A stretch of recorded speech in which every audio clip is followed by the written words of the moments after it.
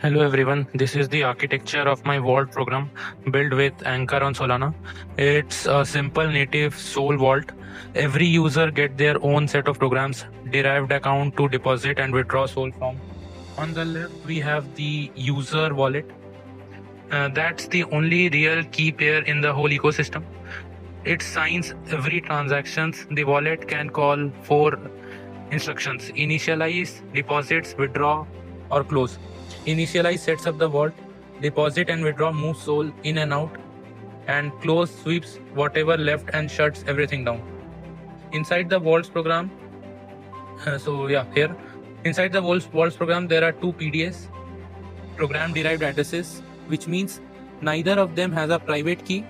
Nobody, not even us, can sign for them directly. The vault state PDA is small.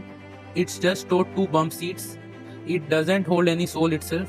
The vault PDA is where the Sol actually lives. Its addresses is derived using the vault state addresses. So vault state essentially anchors the whole structure. On the right, the vault PDA connects out to the external program, two external programs.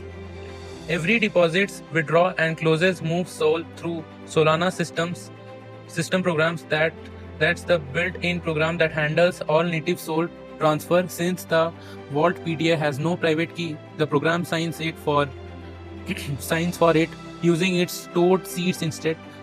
That's called invoke sign. The second connection is to the registration program, only fires during withdraw. It's a cross-program invocation that registers the user at the same time they call withdraw funds, so identity and vault activity are tied together at a single transaction. Finally, the close sweeps and remaining Sol back to the user and deletes the vault state account entirely, refunding its rent. So overall, one wallet, two PDAs it doesn't control directly, and two external programs it talks to. The system program for moving funds and the registration program for tying it to the identity.